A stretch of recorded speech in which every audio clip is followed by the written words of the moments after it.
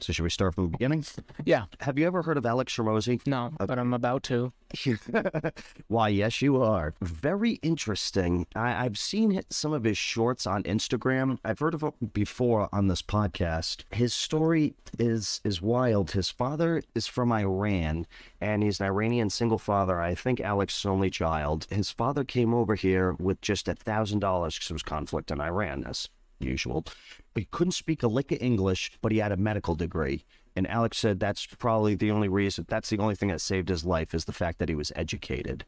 So he comes over here, has got nothing, starts his own medical practice, and Alex, what's an endeavor? Oh yeah, that guy lived the American dream. He came here for a better life, and he created the better life for himself. Now, his son Alex, smart guy, very well spoken, very eloquent. He went to college. I think he graduated in 3 years, so 1 year early, got all honors in high school, was the president of all these clubs, so highly intelligent.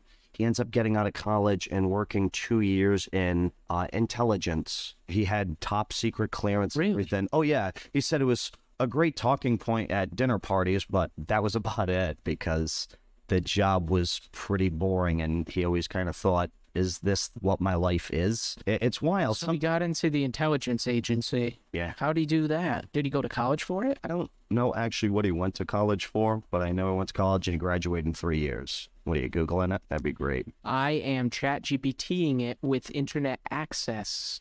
Just released last night. So when you ask something to ChatGPT, it automatically... Degree in corporate strategy. How the hell do you get a top secret? It doesn't matter. Whatever. Maybe he could sell. I don't know. So anyway, doesn't like the job, and he talks to his father, and he tells his father, I think he was very big into fitness. He was. He started a fitness brand. He actually started out with buying his first gym. I think after 90 days, he said he took on a partner. I don't know. It's very problematic. I'm watching his videos, and I can never really get the timeline because he's just all over the place. He's like, oh, yeah, and before this happened, the gist of the story is he had one gym, and then he expanded to 5 gyms, brought on partners. Things went south really fast because he didn't know what he should actually look for in a partner, and I guess these partners just kind of took advantage of him. But the problem was his father was very against this because here his son has a fantastic job, top secret clearance, all this stuff, bells and whistles, can retire in 20 years with a fantastic pension. Yeah. And he tells his father, like, he essentially wants to piss it all away so that he could start his own thing. And I guess it was more... his father felt if Alex failed, what it would look like for him, and not so much what it would look like for Alex. He was more concerned with himself. Alex Hermozi said he came down to a decision. It's either he dies to his father or he dies to himself. And that was kind of a quote that really struck out to me because a lot of times in life, or most of my life, I felt like I was always trying to satisfy somebody else's expectation of me. It wasn't until the last 5 years that I'm just like, okay, screw it. I'm going to start doing stuff for myself. And that's why I want to create all these businesses and have side hustles and do all this fun stuff. Yeah. I know it's going to be difficult, but I just don't think a 9-to-5 job, well, in this case, like me too. 9 to 11. You just extrapolate your life. You kind of take a big step back, look at it, and you're like, shit, like, I'm going to be under someone else's wing for my entire life if I don't get my own shit together and start doing my own things, whatever that may be. And if it wasn't really for Corona, it wouldn't have really kicked me into such high gear, because I just remember when they announced in 2020 that they were closing down Monday. They were closing everything on Monday. But yeah, sorry. Oh, no. My boss looks at me. He's like, so what are we going to do? I said, what do you mean? We're open Monday. And he's like, well, what's going to happen with the cops? I'm like, well, you tell them that, I'm sorry, we're working on state jobs. You guys need pipes for the water treatment plant or something. One guy came in one time, he needed a special thing made. So that's what I went with. I'm like, look, we do stuff for the state. Plus, it's not like we're open to the public or anything. We canceled all our classes. Everything kind of came to a halt. Yeah. But that kind of freaked me out. It's like, in an instant, they just shut down an entire country. They shut down the world. And I didn't really have the epiphany that you had, like, right away. Kind of after, like, all the fuss from the pandemic has boiled down and you can kind of take a different look at it, not being in the commotion. you kind of just like, you just see how everything was affected so fast, and people didn't have a choice. And the people who suffered were the ones who were just doing like the normal like walks of life, like going to college, getting out of college, getting a job directly out of college, and staying at that job until you pay off your college loans, and then realizing that this is it. And then it's like just the same thing. And like those people are the ones that get hit the hardest by these like worldwide events. How are you going to like be resilient to that without having your own source of income? Like, how are you going to be like resilient in this world? Yeah, without having your own way to somebody else. Yourself. Yeah, like we're literally like we're all depending on each other. So when like something fails, everything just goes down. It's scary. I don't know how to put it into good words, but No, I think you said it perfectly. It's they say people are 11 days away from starvation, and nothing really hit home until the pandemic. yeah, when I first heard that, it kind of blew my mind. I was like, wait a minute, 11 days? I started counting down. I was like, oh shit, is it going to happen today? Like, no, that's not how it works. We have 11 days of a supply. Exactly. So if everything was to shut off, Yep. You only have 11 days to survive. Like, that is scary. Yes. We run at such a fast pace that if everything stops, we're going at a slow pace. But it's just We're because going to a halt. we forgot how to live. Yeah. Right now, we're existing. That's it. Most people are just existing. They go to their 9-to-5 job, they come home, make dinner, watch a little bit of TV, go to bed, do it again 5 days a week, have the weekend to kind of, okay, Saturday I got to clean the house, get all the stuff ready. Sunday you kind of relax, and Monday you're back at it. Yeah. And you don't make any more money by showing up or doing a better job. Yeah. Make this, but if You can even do a better job, and then, you get, people will get upset at you for doing a better job. Like, well, there's also this thing at my job where if you do a good job, well, then you're expected to do everybody else's job. yeah, that too. It's like, and you do a good job one day, and you're like, oh man, I killed it today. And then you come in the next day, and maybe you're having a bad day, or you're just doing what you need to do. You're not like going crazy. And then someone notices it compared to your previous day, and they're like, hey, what are you doing? Why you slacking? Yeah. It's like, And it's like, excuse me, have you seen the 3 other people working here? I'm doing more than them. Exactly. I want to say that's essentially what this guy thought. He just wanted to make a lot of money and do what he enjoyed because he worked a job that was a great job. Didn't enjoy it.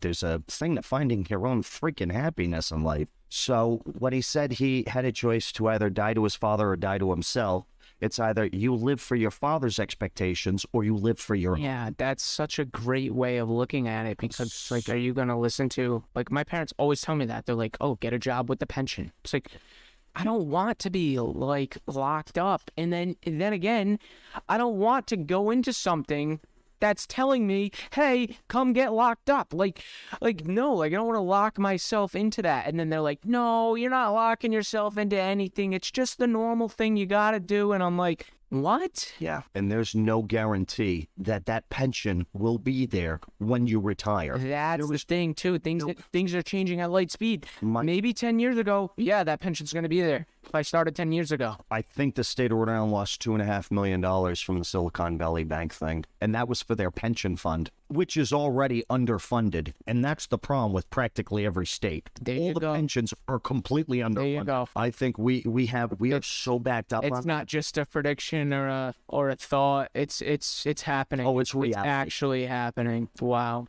So if you build something of your own, you build a side hustle, you build a business, a website. You've seen some of these websites that people sell at a couple $100,000. That's what blew my mind. Your retirement. It's blowing my mind, and it just makes so much sense, because it's like everyone's outlet today is their phone, or the computer. So that's where you gotta be. YouTube. Alex's story, really crazy. Anyway, he gets partners, puts all his money into it, doesn't lose the gyms, but he sells them. Doesn't make anything from them. Really, because I asked ChatGPT, it searched the web and said, oh, it was so successful that everyone copied him and replaced his models of how he ran his gym. You're missing a whole part of the story. I know. ChatGPT is missing it. No, I think they're getting it, but they are? because he essentially goes and He knows he's really good at launching gyms, at getting people to sign up. This guy is an amazing salesman. As I said, he's very eloquent. He knows he's successful. He knows he can go from $0 to $100,000. He decides to go to other gyms and show them how to launch. And it's not really launch. Some of these gyms are established. They're just not doing that well. So he'll go out there. He says, I'll do it all for free. I'll do it free for you. I'll come out. I'll pay for my own flight, hotel, food. I'll pay for the marketing. I'll come up with the marketing. I'll do everything. But he gets the cash that they would essentially get up front, and then they get all the contracts. So every time he went out, he practically made $100,000 for that gym in a month. It was wild. Very successful. Wow. I think this was the point he meets and he's 23 years old.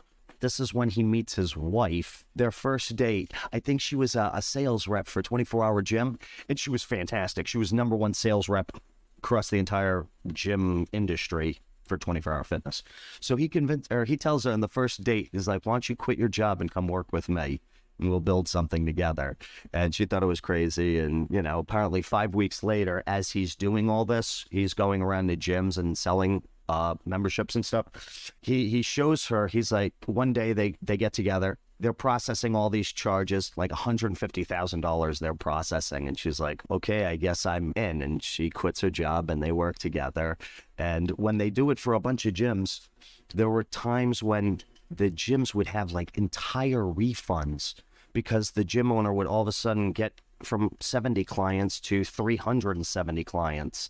And it was just too much for him, and he just wanted to stop. So he refunded all this money. Now, Alex Hermozi's already out a lot of money for marketing and stuff. Anything he made is now going to be refunded to all these people. This happens like 4 or 5 times. Right when he gets a little bit of traction, he loses it all. Wow. And it's just gut-wrenching. And then he said he drinks half a bottle of Johnny Walker Black every night just to kind of numb himself because he's so stressed out. He gets in a head-on collision for DUI, and he walks away. And it was then that I guess his whole life and his outlook on life changed. And he said, I'm going to sell all these other gyms. I'm going to put my money into this one gym and this program that I got. Keeps going from there. Essentially, more chargebacks happen. He stops the program. He stops going to gyms and showing them how they're going to do it because he's at a point where it's almost like a Ponzi scheme. He's trying to sell more so that he could pay back all the refunds from people who are like, just wanting refunds. And I think he said the number was around 40% refunds. Oh my God. Oh yeah. People are stingy. Yes. And some of these people had already completed the course. For what? He just refunded everybody because some of the gym owners, once Alex and his team would leave, maybe 2 months later, he would tell the people, look, cancel with them, get your refund, sign up through me, and I'll do it for 50% off. That's what made Alex Hermozi realize that your contacts or the people you bring in are the most important thing. So you have to have total control of that because obviously once he left, that's when the gym owner, who he helped, mind you, said, oh, cancel with them so I don't have to pay him commissions. Just come back through me and I'll give it to you for half price. Oh, yeah, a lot of these people were just complete scum. So we realized not doing that anymore. He cancels the other 7 gym launches he's going to do, and he tells his girlfriend at the time, look, we're going to focus on your things. Apparently, she was an online instructor. She was making about $3,000 a month, nothing big. But he said, I think we're going to push your business. And in 1 month, I think they cleared $80,000. Wow. It just blew my mind. But the 7 guys that he canceled on, one guy called him up desperate. He said, look, I've owned this gym for 3 years. I sunk my life savings into it. I'm about to lose my house. I have a new kid on the way. I'm freaking out and I really need this. Alex like, look, I'm not coming out. I'm sorry to hear your story, but this just isn't happening. But he thinks about it for a minute. He's like, look, how about I just send you all my materials, how I train my salespeople, my entire script, all the way to the back end, how I process everything. He's like, how about I just send that over? I was like, that'd be great. How much? So Alex was thinking about it. He didn't really want to do it, so he threw out a high number. He said he threw out a high number, but he said $6,000. Guy's like, done. So he looks at his girlfriend. He said, I think we have something here. $6,000. He calls up the other 6 gym owners that he was going to help the launch with, and he offers them the same package. Oh, it's like selling courses today. Exactly. But he just upped his price. Every person he called, he's like, $6,000? No, okay, yeah, I'll do it for $8,000. Calls up next guy. I'll do it for 10 grand. That day he cleared $60,000. There is a common denominator with these stories, and it's all has to do with the price. Like, if you don't have a high price, people think your product is going to be shit. You're right, but I also think you're missing the most important thing, which is his knowledge. Yes, And of course, yeah, that's what it is. that guy, He realized he could just sell what he has done instead of actually being there in person. because he's so successful, because every gym he's gone to, 100 grand. And he has he built rapport with everyone else, you know? And then he finds out that all his stuff that he's been sending out to gyms, if they follow his instructions, they clear about 30 to 40 grand in a month. Wow. So he knows. So now He his has price is data 15 grand. Yep. So he's like, Price goes up. you spend 15 grand with me, in 1 month's time, you will double that if you follow this step-by-step thing. He wrote the ad copy, the marketing. He's like, all you got to do is practically click publish. That's all you have to do. It was wild. So the interview goes on. They ask him about products. What products would you sell? Or if you were brand new, what would you do? And his one main thing is, what can you scale? If you sell a cheap product or a coffee mug, you could sell a few million. And are there repeat buyers for these products? A lot of times there's not. And then he said, well, what's the lowest cost? What's the lowest cost to entry? And his big thing is media. And it really clicked with me, because last episode I was talking, we got to do YouTube more. I think YouTube's the way to go, because it is a low cost to entry. Creating a YouTube channel is free. Did it in 4 minutes. Creating shorts. The shorts we do for the podcast social media channels, they take a couple hours to do, because they're a little more in depth. But I created a meme one. I created a meme YouTube thing, which I actually realized after I created it, such a competitive market. Memes? Yeah. Memes are crazy. I didn't think about that when I mean, how did the internet start? Memes and cat videos, right? I think this was way before cat videos. Cat videos, I would have taken a long time to download the damn thing. Remember, we didn't... Oh, yeah. You guys had to wait for a picture to load. Like, oh, come on. 37 minutes. Oh, let me go outside. Maybe it'll be finished loading by the time I get back. Forget downloading a game. How about loading a picture? Oh, God. Downloading a song took 9 hours. And that, it's 3 minutes. Yeah. Yeah, I didn't realize, because a lot of times if you ever watch YouTube videos, it's like, well, how to make money online. It's always the same damn thing. It's always affiliate marketing, YouTube channel. And then when they go down YouTube, it's, oh, well, make these meditation videos. And look at this person. He has 22 million views. Yep. So many hertz. Yes. 4 hertz. 48 hertz or whatever. That's so competitive. If it's there, it's competitive. Like, so if someone already posted a 144 hertz sound, you're not going to be able to outrank them by just posting the same sound, you know? I don't know. And that's what I'm actually trying to do right now, because you're making a sound channel. That was one of my original channels. I was like, I could totally do a meditation channel. That's so easy. And then I realized how hard it is to rank, because there are just some top meditation channels, and they just take everything. If they go live, there's 4,000 people just listening to it. So I just kind of gave up on that, and I thought memes was a better idea. But then I start seeing all these memes. More saturated. When you signed into the Chrome through Coffee Milk, and then you had all my bookmarks and everything. Yeah. I didn't. I'm sorry about that. That kind of syncs from Ray, and that's really what I use for Ray at the shop. I see what you're saying. But there's 2 extensions I use for YouTube. So when you do the next short you do, use vidIQ. It'll give you all the keywords you should put in, and some other stuff. I didn't do captions like on the short. You're talking like, yeah, you should. In the editing, I need to put captions. Yeah, it'll automatically do the captions for you. Oh, what? You just got to go through it and make sure it's right, because there are times where I'll say a word. Okay, I thought I was gonna have to like post everyone with it. Auto transcribe. Okay. Yeah. All right. And then I think it even gives you cool and stuff. So. But they do tell me on captions. That's amazing. Yeah. So yeah, memes. So my goal is 90 days. I'm going to post a short for every day for 90 days.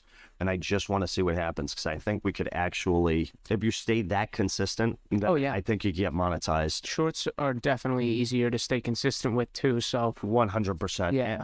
And I feel if you're going to do long form, if you do 1 video a week to 2 videos a week. I want to try and do that, because I want to do like a review on like ChatGPT with the internet, or AIPRM or something like that. Do something with an affiliate. Pick something. That's a good idea with an affiliate. And then just put the affiliate link right at the bottom. Do a review for them. Yep. Yeah, I feel like I'd be pretty good at that. Just going through it. Like I could, like if I can show like my brother what it is, I can make a YouTube video about it. So what do you think? Should we do? Should we stay consistent? Coffee milk reviews. As would you want? Whole separate channel. Yeah, just for reviews. Because I wouldn't put reviews with the pod. Yeah. And I definitely wouldn't put it with the memes. And then I was thinking coffee milk reacts, coffee milk, whatever. Just push coffee milk. And that's what I'm thinking. We just kind of like Beast. 100%. When he everyone, I remember he had all these channels, and then everyone was like, wait a minute, Mr. Beast has like 8 different YouTube channels. Were they all Mr. Beast though? Or they were all branded Mr. Beast? Yeah, oh yeah. That's kind of what I think. He did shorts. He did this main one. He did reacts. I feel like this is just the way to go. And then if I can do it in 90 days, then I'm going to try it again, a whole new channel. We'll see if we can get monetized in 60 and then 30. And I want to see how many times I can actually repeat this process, because I've already done it a couple of times, one time for the shop, one time for me. I know how to do it, and I find it's fairly easy. It's just harder to stay consistent. Yeah. It is. That's the issue with it.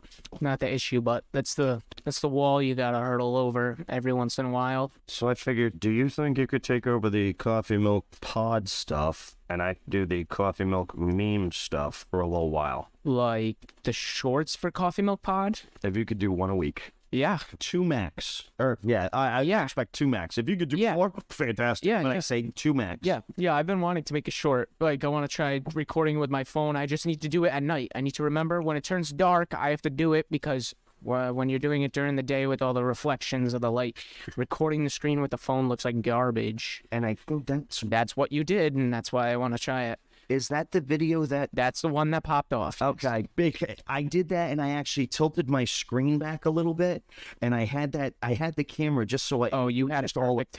It really... Yeah, it was great. Now I want to later on focus on lighting, if I can get better at that, but the first step is create a channel, create shorts. If you could do it for 30 days, I think you will really pop off, and you'll get a good amount of subscribers. Yes, YouTube shorts are gold. I think shorts across everything. Now, the one thing that Alex Hermozi says is focus on one channel. Now, I can't do that. I just can't. Yes, you can. And no, because I feel if I'm going to make one short, why am I just going to limit myself to YouTube? Why am I going to try and master YouTube when I can...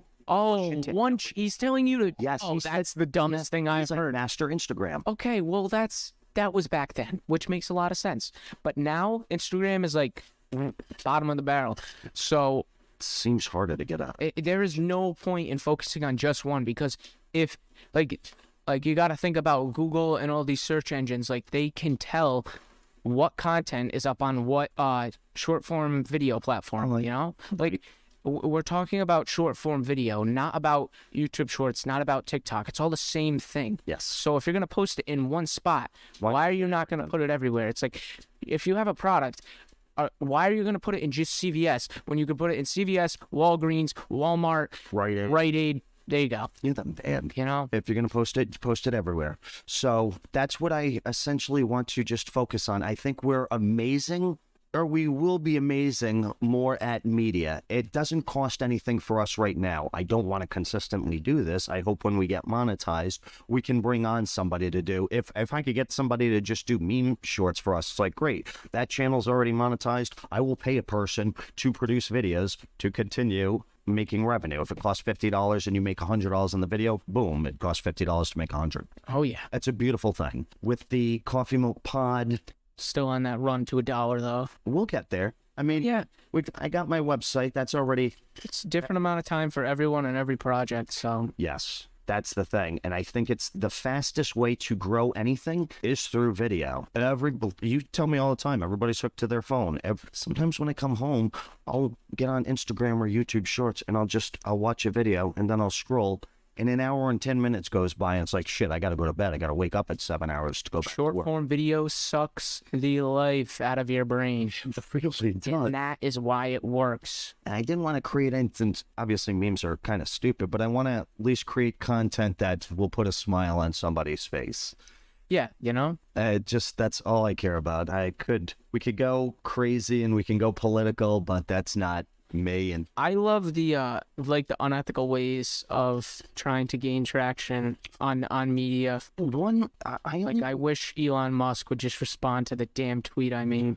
4 notifications on the Facebook thing. Oh yeah, every time I go on, there's more. It seems like they kind of set it up in a way that they hold them back, and then when you go on, they're like, "Hey, you got some notifications." It seems like we should have more at once, but every time we go on, there's only like 4 or 5. So they keep it consistent. So every time you go on, you get like a little hit. What I've noticed is I think the 4 or 5, it'll just show one from one video. So if you have, say, 100 likes in the hour you were gone, hasn't happened yet, but in the hour you're gone, you're only going to get one notification because it's a notification per all video. together. Yes. Okay. Because I see. Yeah, it'll say like from Andrew and Mike and ...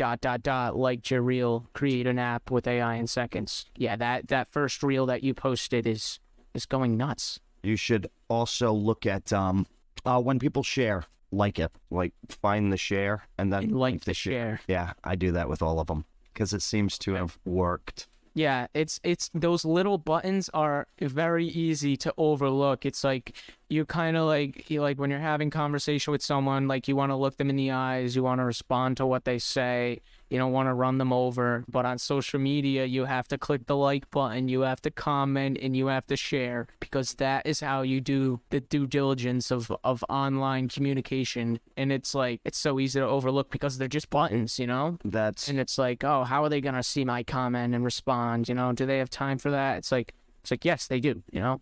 If they're good, yes, they do. Because there are some people, I have all these little metrics on YouTube. Excuse me, when you go to somebody else's channel, you'll see their engagement rate. It'll say good, great, bad, poor, whatever. And that just means, do they respond to comments? Mm-hmm. And it's so simple to give a like to that comment, heart the comment, and then if you want, pin the comment. To every video, find one comment and pin it, because apparently that makes the algorithm or whatnot say, okay, Pin someone else's comment. Yep. Or pin your own comment, because I realized when people create the short, instead of putting all the stuff in the description, they'll put it all in the first comment that they'll post, and they'll pin it. And they'll tell you to check the first comment. So I got to start doing that too. So last week, right after you left, I created our meme page because I figured we're going to push video more. Yes, any type of short form that we can get out there. Yeah, because I know how long it takes for long form. It's harder to get found unless you find a specific niche that's obviously underutilized. There's no competition, you know, a unicorn essentially. Yeah. I figured with memes, you can push them out like there's no tomorrow, but the competition's there. So I want to see what I could do. So everything was completely new on Friday. Created the page for YouTube. And it seems like when I put up my first short, or the first couple shorts, we had 4 views and 2 views. Didn't know how really shorts are pushed. I thought if you push a short, it's just like it shows it to everybody's feed. But that's not the case. They hold it back, or they try and figure out what you are as a channel. By the third video, it went 4 views, 2 views, 1.9 thousand views, What? 200 views, and now I got 2.1 views, 2.1 thousand views on another video. So it seems like the more I post and the consistency, they push it more. Definitely the biggest factors of moving the needle in an online space. It's what you post, how often you. So from that, this past week, the last 7 days, I have 8 subscribers on Coffee Milk Memes on YouTube. So we're at 8. The Instagram page, which surprised me, we're at 21. So that's cool. Our TikTok. Well, Instagram is better for memes. That's why. Yes. And I figured TikTok would maybe be the same. I still don't really know. They're not pushing anything. The highest view we got is 333 views. We got 1 follower, and that's my buddy's girlfriend. Thank you for following, Kayla. And then on the Facebook page, we have 1 follower. The Facebook group, don't we have like 300 something followers now? On the podcast, Pod. yes, we have 364. That's pretty good. Because that's only, 3 weeks old, and that's started at 0. That's like 110 a week. The issue we're facing now is we're we're learning. We can post short videos, we can post memes associated with our account, and it'll gain some traction. 1,000 people sounds like a lot, but how do you get those 1,000 people that just looked at your 10-second video to move on to listening to an hour podcast, or let alone just being aware, just making them aware that we have a podcast? That's the problem. I want to say it's just like, say you're an affiliate marketer and your short form video, you make a fantastic viral video. How do you get people from that video to click the link to buy the product? I believe it's 10%. It may be 1%. Say you have 1 million views on that video. 10% of those will click the link. So that's 100,000. Pretty good. And then 10% of that 10% will actually buy. So that's 10,000. That's why I think it's actually 1% of all the views you get will actually click on something. Mm-hmm. Now that's the problem I'm also facing, because we're not using short form content from this podcast, but we are taking ideas from this podcast and creating short form content, not kind of associated with the podcast, except for the fact that it's on our podcast. In the same category. It's on our social media channel. So I don't know. I think right now it's all about just building a community.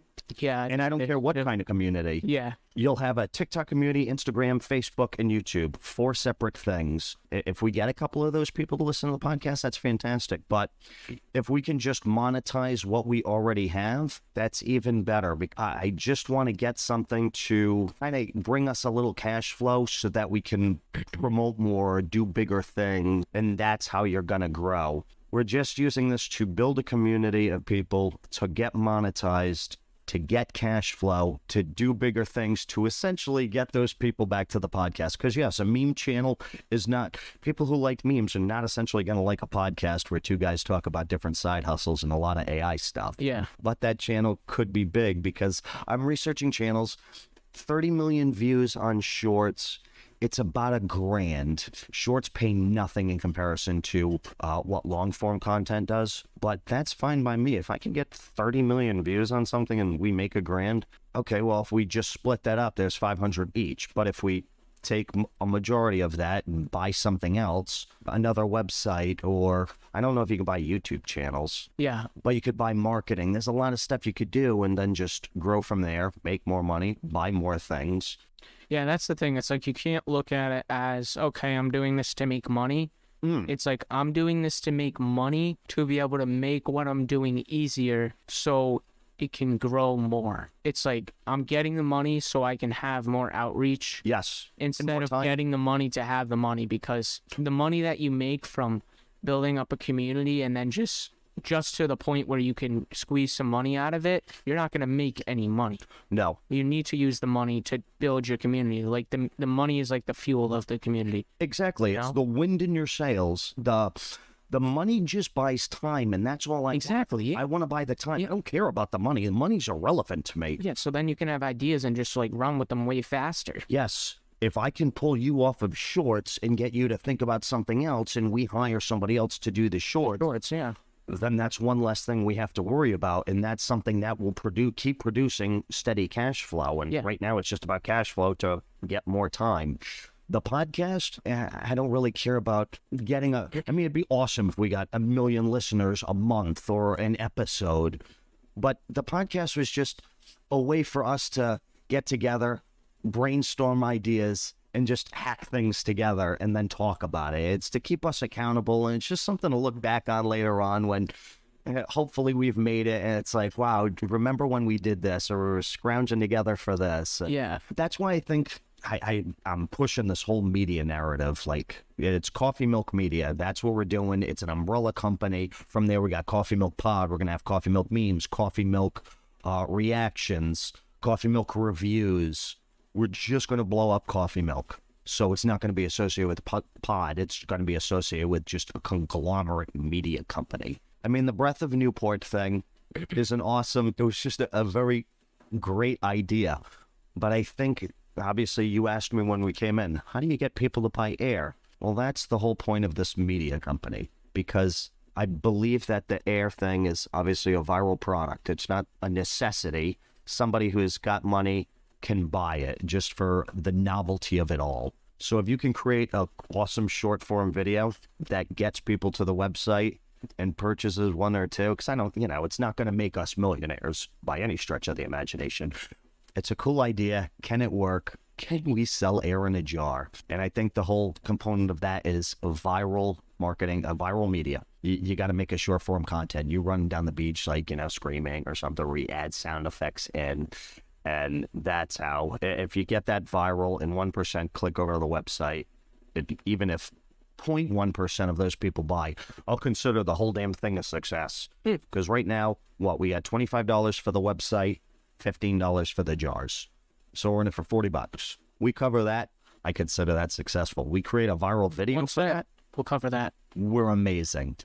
The viral video. And that, you're always talking about courses. If we can duplicate the YouTube thing several times over, where it's like, okay, yeah, no, we got it down to about 30 days. 30 days, you do this, you're totally going to get monetized. Then you can create a course, and then you have something else. It's all about our knowledge. It's not about anything else. And the more we try, the more we're going to learn. I just think we really got to focus more on certain things. Yeah. That's where we're slacking, but I think you're really picking up. You created the short. I see you on social media. You're posting everywhere. You're. That would be a really good thing to post. Like, hey, I just sold a jar of air. Ask me any questions if it's like selling something. Like that'd be a great thing to tweet. I completely agree. If you can sell air, it's like selling a ketchup popsicle to a woman in white gloves. I mean, you can do that. Can someone go to the website right now and order? Oh yeah, yeah. My buddy actually, he came down last night, Monday, and he was telling me, he's like, oh yeah, I was looking for Breath of Newport, and he Googled it, got to our website, and he's like, I even added it to cart. I'm like, yeah, you were that guy? He's like, oh, I'm sorry for getting your hopes. I'm like, I'm not buying air.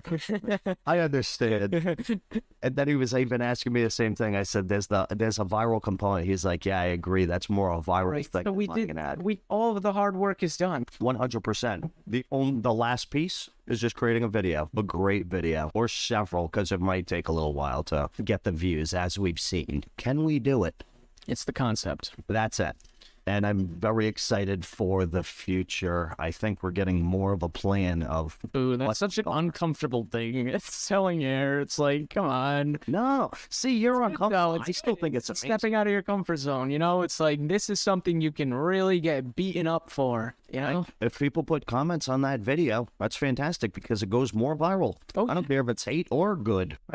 I want anything. So that's it. That's my long, drawn-out thing about media, and I'm very excited. I think we're gonna crush it. I'm gonna give weekly updates on the numbers on all our channels for the memes, and if we want, we can also go with the pods because we're doing the shorts on AI. Yes. Have you heard how Spotify is going to add video to their platform? Oh, really? Short form video. Wait, so they're gonna do a real thing too? Short form video is everywhere. When's this coming? When? Because now I want to get my phone. Now ask ChatGPT. Let's type it in. Now, when you say ChatGPT is connected to or GPT-4 or whatever's connected to the internet, it means you ask the question, it scours the internet immediately? So right now I'm typing in as a query to ChatGPT, is Spotify adding short video? So what it does is this little green box pops up. It says browsing the web, and then it has a little arrow that you can click on to see what it is browsing. So it's literally sending a bot out onto the internet, and it will take what I typed into ChatGPT, turn that into a web query, like Spotify. It searched for Spotify adding short video features, and then it found some content. You can usually see what page it clicked on, and it will click off the page if it doesn't find what it wants and go to another page. And then based on what it read, it will give you something. Like here it spit out, Spotify recently introduced a new feature called Clip, which allows musicians to create a share short under 30-second vertical videos. So it allows people to connect with their fans while keeping focus on the music. So you can kind of like be listening to the music, scroll down a little bit, and then look at the clip. I don't know if this has already been there because you know how people have their album cover? Right. now they have like a moving album cover. So like, say for like a really bougie rapper, there'll be like a 3-second clip of like a pan up from like his crazy shoes and like showing his outfit, and then he'll be like smoking or something, like, and then that's the clip, and it'll just keep replaying that thing over and over again, or him like driving a fancy car. I don't know if that's what they're talking about. They've had that for a while, but I think it's something different. Now I'm actually intrigued. I wonder if it's just going to be music videos or if they're going to do everything. I wonder how they're going to incorporate that with music. Yeah. I mean, if you do just music videos, then sure, but I don't know. I guess they do podcasts and stuff, but I don't think it would be like Instagram where you'd have, you just move over to the other page, and now you can infinitely scroll. It's so, that infinite scroll is so powerful that like I feel like you could put it anywhere, and people just know what it is immediate. And like once they scroll down and a new video pops up, it's like trained into their brain to just keep scrolling. I mean, it makes sense if like Spotify is kind of sad that they're missing out on this feature, and like they're just adding it now, you know? Everybody's missing out on that. I mean, if you're some sort of company that pushes your product, or in this Spotify's case, music, to a bunch of people, yeah, you got to be able to compete with all the other social media platforms. Oh yeah, and you can listen to you can get music on TikTok, Instagram, Facebook. So I'm guessing it's gonna be a short form video thing, like with an infinite scroll probably, but people are gonna have to post content like that's relevant to the music, I guess, you know? I think that's really gonna be such a niche thing, but that might be more beneficial. It's like, okay, if you want short form music content, then yeah, go to Spotify. Is there a this is a weird question. Like, is there a platform for short form video? Like something like called Shortly, and like you post your short, right? And then it kind of like how Anchor for podcasters, like it'll post your episode on every social media channel. Is there something like that for shorts? There's gotta be. Yeah, 100%. I know it incorporates short, but it's also probably for long form video too. What I've been thinking about in my own time is making something with AI that allows you, like, you have this one central hub, you log on, and then you answer all these questions about yourself, right? In like a school context. And then after that's all done, AI writes you an essay or has your database of facts. And then you can go and click on different scholarships, and it will automatically apply for you, like with perfect wording and everything and stuff like that. Because like one of the biggest things about scholarships is like taking all of your time to write. So what if you could just click apply after answering a 50 question quiz about yourself? That's awesome. Yeah, that would be huge. And I saw someone post about Twitter on it, and I'm like, dang, I'm not the only person thinking about this. Oh no, and I've told you that before. Whatever you think, 2 weeks later, it's into existence. Yeah, it's like you can birth ideas. There's like a hive mind out there, and anytime I've ever had an idea, maybe 20 years ago, you had an idea, it was 4 weeks. Now it's about 2 weeks, sometimes quicker than that. Yes. That's a really genius thing though. Just link up with all scholarships, click apply, and because ChatGPT can pass the bar exam, medical exams, it passes everything. So of course it's going to write you an amazing essay. It's honestly amazing. When I use it to, I'll take our podcast audio transcription, and you know how people turn that into different types of content for people who want to read it rather than listen. When I do that, I post in like 2 pages of our transcription at a time into ChatGPT because I can't take it all at once. And when I forget to tell it to summarize what I pasted in, and it kind of just does its own thing, it will continue the transcript and be right most of the time for a couple sentences on of what we are going to say next. It will literally predict what we're going to say. That's kind of scary, but it's scary. It's very scary.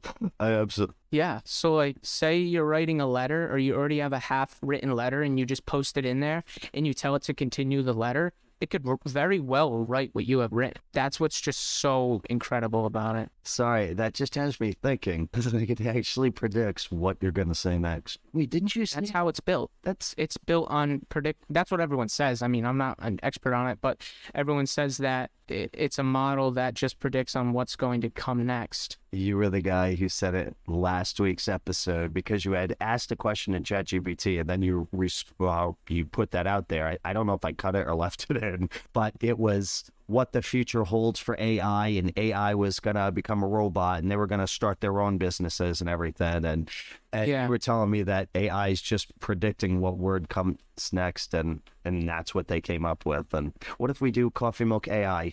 I saw one guy post a video. I haven't watched it yet, but he said he created an entire AI YouTube channel. And oh yeah, faceless YouTube channels, AI YouTube channels, all of that. Yeah, there's little YouTube channels. Yeah, that's why I mean, I don't mind doing my face. I just don't have a camera good enough.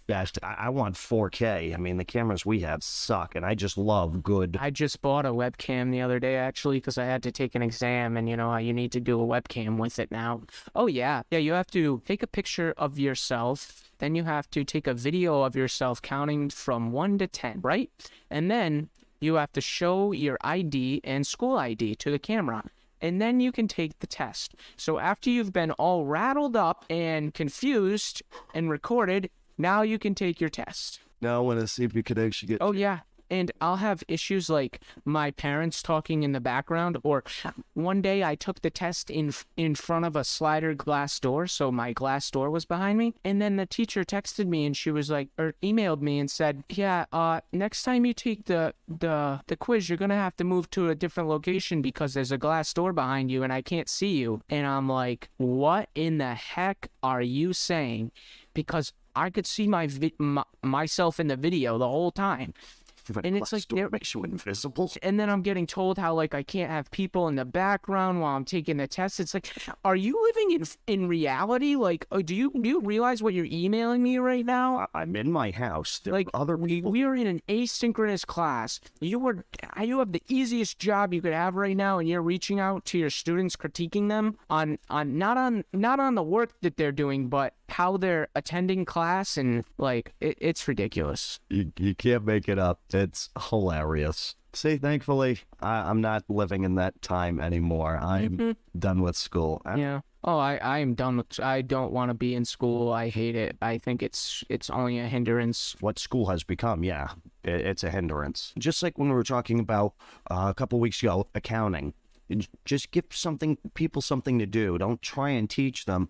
What they should have done was, all right, bring in your checkbook or bring in your account statements. Or we're gonna company. We're gonna do a whole budget for you. You're gonna budget. We're gonna show you in class how the banking system is about to fail in the U.S. I talked to my accounting teacher about that last class, and she was like, yeah, it's really scary, and I don't think this is the end at all. And she's accounting, and she knows balance sheets. She knows all the ins and outs of business, so it's pretty scary to hear that from someone older and experience that this may go further. Oh, it is, because what is it? Bank of America just announced, yeah, the government's not doing enough. This is going to get bad. It's like, oh no, I just want to inked it. Okay. You know, Bank of America. Don't take the depositor's money and make foolish bets with it. Be smart with your money. When I'm overdrawn for $3, I got to pay $35 for a fee. I don't overdraw, but it's like a $35. They can overdraw by millions, if not billions. I can't wait. And they get a bailout. What we're starting to see with that whole thing, it's sad, but it also makes total sense. You hire incompetent people for the jobs they have based on things other than their skill sets. This is what happens. This is what happens. Everything, though, goes to shit. I mean, it can't come as a surprise when you don't hire the best people for the job. That's what happens. Yes. I'm sorry. If we're going to just dumb everything down, get rid of exams, get rid of SATs and all college-level classes and stuff in high school, if we're going to get rid of all that stuff, well, then you're just going to produce a generation of morons. Yeah, I feel like everyone has been wanting to get rid of it, but it's like you can't just get rid of it. It needs to be changed. It's been the same thing for years. That's it. There's been so many like YouTube videos on it, so many speeches about it. I've listened to that. The education system is not what it should be anymore. Like back then it worked, but we are living in different times. Oh, that's why if you have the money, send them to charter school or something. So at least they're trying different things. And everybody that goes to a charter school, they end up doing really well in life. I've heard some commercials about charter schools recently and how that's the best thing. Yeah, I mean, it's sad, but it's the reality, and you gotta yeah, like I'm months away from picking where I want to go to, like going to like my next taking my next step in like college, and I'm still just like, I'm just going through it. I'm just going through the motions. Like, I don't actually feel like I'm doing something for myself. I just feel like I'm going through I'm walking through the same trail that everyone else is, Just, yeah. It's difficult to like find your own like purpose doing the same thing every day, It's not going to get any better. No, it seems like in my 20s, but I didn't have a purpose in my 20s. That's what I hear a lot of people say. It's like they're in their 20s, they're in college, they don't know what they want to do with themselves, and then bam, they just have that like one moment and they're like, oh, this is it. How did I not see this all along? Some people don't take that and run with it. They're like, okay, that's it. I'm going to go in this complete opposite direction, and then realize why they're miserable. It's because they didn't do the thing that they saw. Yeah. That's why I wanted you to start something now, because your 20, my 20s was great. That's why I want to start something now. Like, it's also hard. Gotta get running, Yes. And I think we're kind of kicking ass. Almost 90 days in. We're doing great for listeners on the podcast. We're building a bunch of social media channels. We'll be monetized on YouTube probably by June. I mean, this year is going to be a great beginning year. Yeah. Got great partners. You're kicking ass. I'm kicking ass. 2023 is going to be our bitch. Well, that's it for this week's episode of Coffee Milk. I'm Mark Laporte. And I'm Mitch DiPaolo. See you next week.